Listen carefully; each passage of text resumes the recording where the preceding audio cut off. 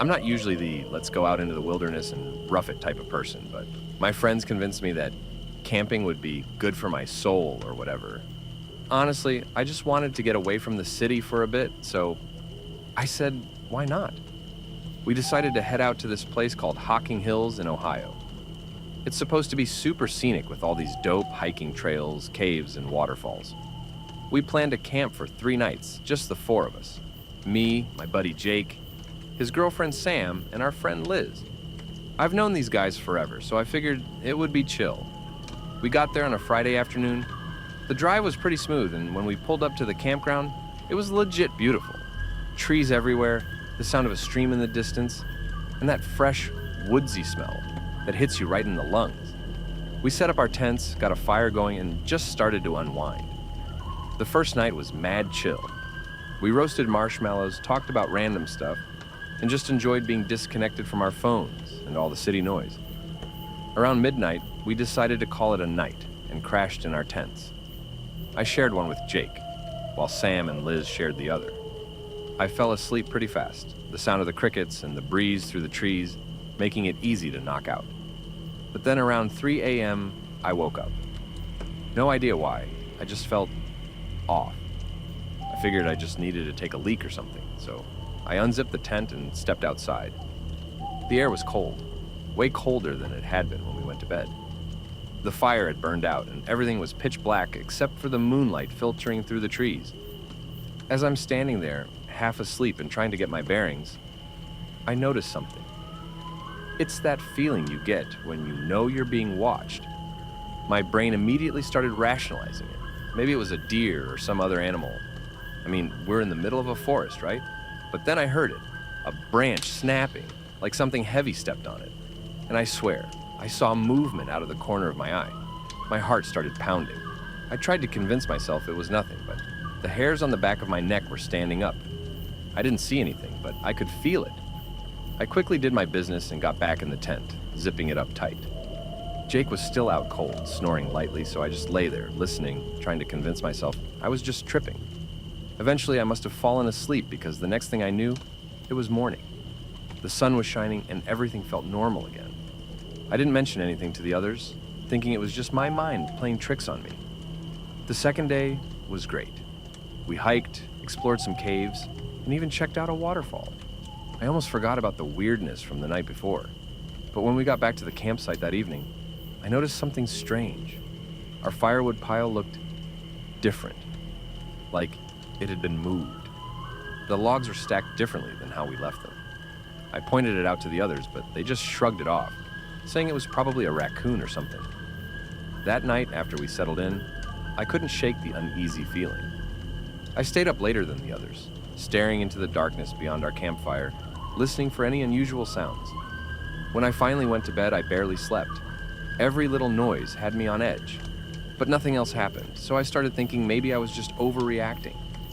On the 3rd day, we decided to hike up to this place called Old Man's Cave, which is like the highlight of Hocking Hills. It's this massive, rugged gorge with waterfalls and cool rock formations. The hike there was amazing, and we spent hours exploring. By the time we got back to camp, we were exhausted but in high spirits. It was our last night, so we decided to make it a good one. Big fire, lots of food, and we even busted out some whiskey. As the night went on, the creepy vibes from the previous nights started creeping back in.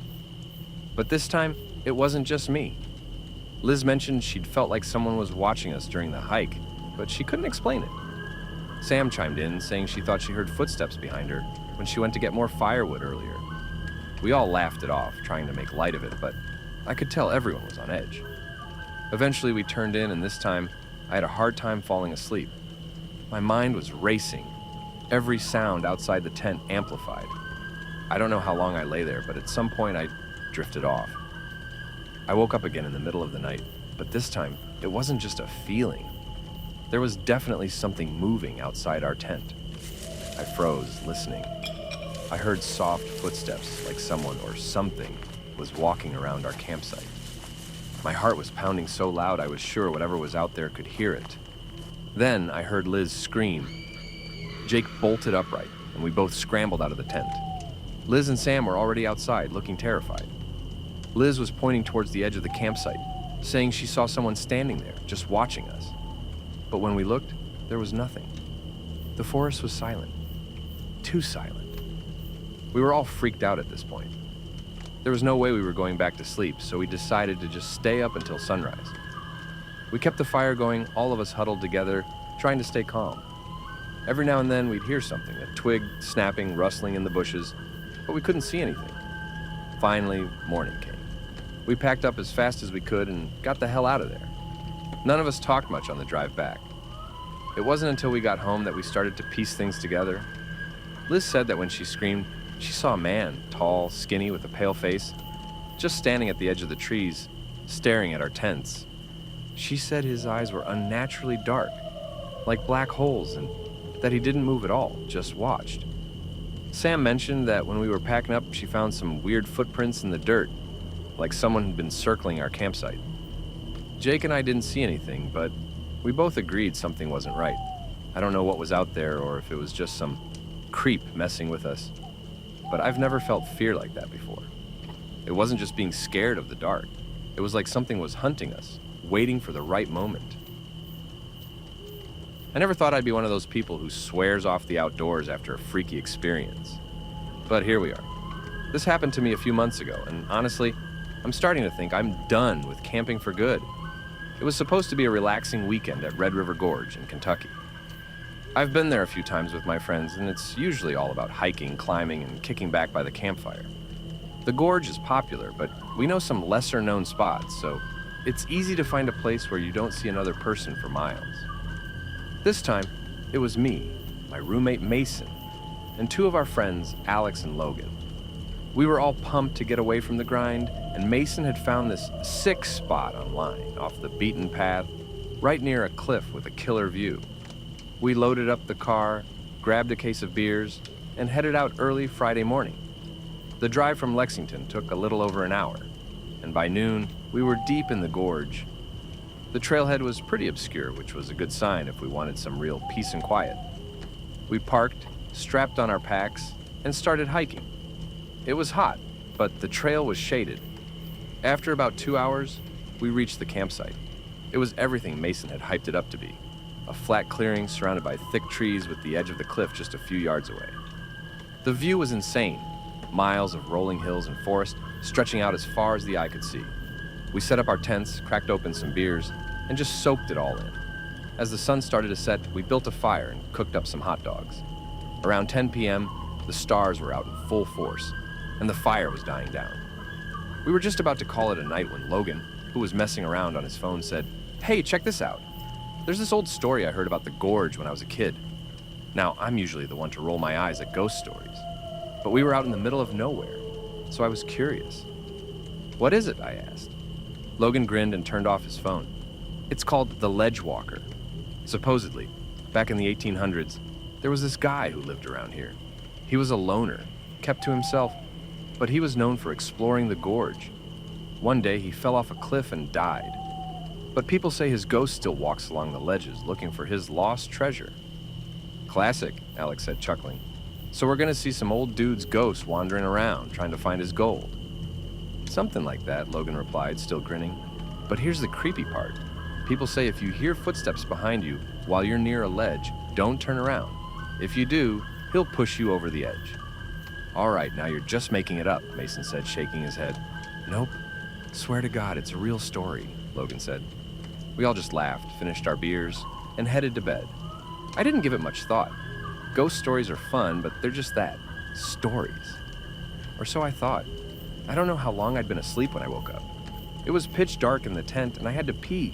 Classic camping problem. I grabbed my flashlight and quietly unzipped the tent, trying not to wake the others. The night was silent. I walked a few yards away from the tents, found a good spot, and did my thing.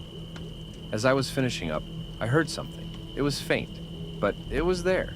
The sound of footsteps crunching on the leaves. I froze. My first thought was that one of the guys had gotten up too, but the steps were coming from the direction of the cliff, not the tents. I turned off my flashlight and stood there, listening. The footsteps were slow, like someone was walking slow. I remembered the story Logan said. And even though I knew it was just some creepy story, I couldn't shake the fear creeping up my spine.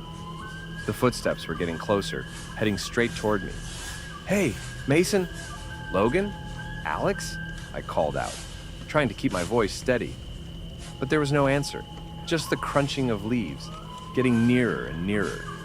I was about to turn and run back to the tent when I remembered the story. "Don't turn around! Don't look!" I stood there, paralyzed with fear, as the footsteps came right up behind me. They stopped, and for a second, everything was deathly silent again. Then, I felt it. This cold breath on the back of my neck, like someone was standing right behind me. My brain was screaming at me to run, to get the hell out of there, but I couldn't move. I was too scared to turn around, too scared to stay put. And then, just as suddenly as it started, it stopped. The footsteps, the cold breath, all of it, gone. I bolted back to the tent. My heart was beating so hard I thought it might explode. I didn't sleep at all the rest of the night, just lay there in my sleeping bag, wide-eyed, waiting for something else to happen. But the rest of the night passed without incident. In the morning, I didn't mention what happened to the others.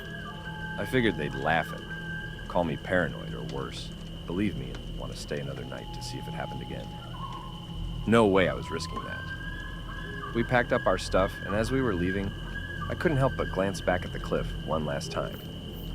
There was nothing there. No ghost, no footprints, nothing. I haven't been back to Red River Gorge since. I still love hiking, but I stick to trails I know now, and I always make sure I'm back home before dark.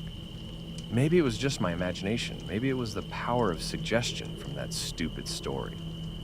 And if you ever find yourself camping near a cliff in the gorge, my advice, don't listen too closely to the footsteps behind you. First things first, I'm not really the outdoorsy type. Like, I can appreciate a good hike and all. But when it comes to spending the night in the middle of nowhere, I'm more of a, let's just get an Airbnb kind of person. But my friends, they're all about that number van life, backpacking through national parks, living their best REI-clad lives. So when they suggested a camping trip to the Shenandoah National Park, I was hesitant, but figured, why not? Maybe a weekend in nature would be a vibe. Spoiler alert, I was wrong. We were a group of 5, me, my best friend Ashley, her boyfriend Harry, and our mutual friends, Ben and Kat. We'd known each other since college, and though our schedules had gotten crazy with work and life, we tried to keep in touch through trips like this. Shenandoah wasn't too far from DC, maybe a couple of hours drive, and Ashley had been hyping it up for weeks. "The views are insane," she'd said, "and there's this sick spot by a creek where we can set up camp, totally secluded." We drove out on a Friday afternoon, crammed into Ben's SUV with all our gear. By the time we got to the park, it was late afternoon, and the golden hour light made everything look like it was straight out of a nature documentary. We parked, grabbed our packs, and started hiking to our campsite. The trail was about 3 miles in, mostly downhill, so it wasn't too bad. The trees were thick, and every now and then, we'd get a glimpse of the mountains through the gaps. We reached the campsite just as the sun was dipping below the horizon. Ashley was right. It was a perfect spot. The creek babbled nearby, and there was a clearing big enough for our tents, surrounded by tall trees that gave us plenty of privacy. We set up camp, got a fire going, and broke out the beers. As night fell, we did the usual camping stuff. S'mores, told ghost stories, argued about whether or not Bigfoot was real. Harry swears he saw something in the Pacific Northwest once. It was all good vibes, and for a minute, I thought maybe I could get into this whole camping thing. Around midnight, we decided to call it a night. The temperature had dropped, and even with the fire, it was getting cold. We all crawled into our tents, and I was out pretty quick. The sound of the creek and the rustling leaves was actually kind of soothing. I don't know what time it was when I woke up, but it was still dark. At first, I didn't know what had pulled me out of my sleep. Everything was quiet except for the creek. No wind, no animals, nothing. Then I heard it, a distant noise. At first, I thought it was an animal, maybe a deer or something. But the sound didn't match up with footsteps. It was too steady, like someone hitting something with a stick over and over again. I sat up, straining to hear. The sound was coming from somewhere deeper in the woods, away from the creek. I unzipped my tent as quietly as I could and poked my head out. I could see Ben and Kat's tent across from me, and everything looked normal. But the thumping continued, getting louder, closer. "Hey," I whispered, hoping I wouldn't wake everyone up, but also kind of wanting to. "You guys hear that?" Ashley stirred in her tent. "Hear what?" "That noise," I said. "Listen." The noise was louder now, definitely closer. It had a weird, hollow quality to it, like someone was hitting wood against wood. Ashley sat up, and I heard Harry rustling around, waking up too. "What is that?" Ashley asked, now fully awake and sounding as uneasy as I felt. Harry unzipped their tent and stepped out, squinting into the darkness. "Probably just an animal," he said, but he didn't sound convinced. "Maybe a woodpecker or something." "In the middle of the night?" I asked. "Okay, yeah, that's weird," he admitted. "But what else would it be?" By now, Ben and Kat were awake too, and we all stood around the dying fire, listening. The noise was so close now that it felt like it was right at the edge of our campsite. "Maybe we should check it out," Ben said, but no one moved. We all just stood there, staring into the dark trees, and then, just like that, the noise stopped. The silence was deafening. I could feel my heart beating in my chest, and I realized I was holding my breath. We all were. "What the hell?" Kat whispered, breaking the silence. "I don't like this," Ashley said, grabbing Harry's arm. "Let's just go back to bed." No one argued. We all crawled back into our tents, but sleep was the last thing on my mind. I lay there, staring at the ceiling of my tent, listening for any sign of the noise returning. But there was nothing, just the sound of the creek. After what felt like hours, I finally drifted off. I woke up to the sound of Ashley shouting for Harry. I scrambled out of my sleeping bag and rushed outside, heart in my throat. It was early morning, the sky just starting to lighten. Ashley was standing by the creek, her face pale as she pointed to the water. "What's wrong?" I asked, running over. Then I saw it. In the creek, partially submerged, was an old wooden paddle. It looked ancient, the wood dark and splintered. But that wasn't the worst part. The paddle was tied to a thick branch with what looked like old rope, frayed and weathered. And on the paddle, carved deep into the wood, were symbols. Strange, unfamiliar markings that sent a chill down my spine.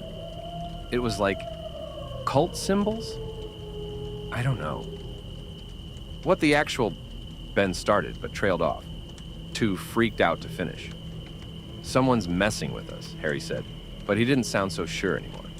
He stepped closer to the creek, staring down at the paddle like it might jump out at him. "We need to go," I said, my voice shaky. "Like, now." No one argued. We packed up our stuff in record time, not even bothering to eat breakfast. The hike back to the car was brutal. What had been an easy downhill walk the day before now felt like a marathon uphill. When we finally got to the car, we threw our packs into the trunk and jumped in. Ben started the engine, and we peeled out of there, like we were being chased.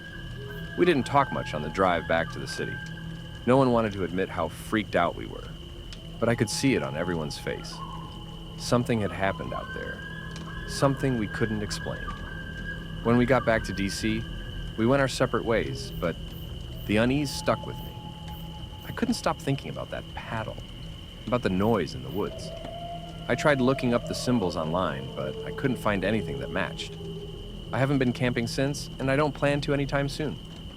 Every now and then I think about that trip, about what might have happened if we'd stayed another night. Whatever was out there, it wasn't something I ever want to encounter again. So yeah, that's why I'm done with camping.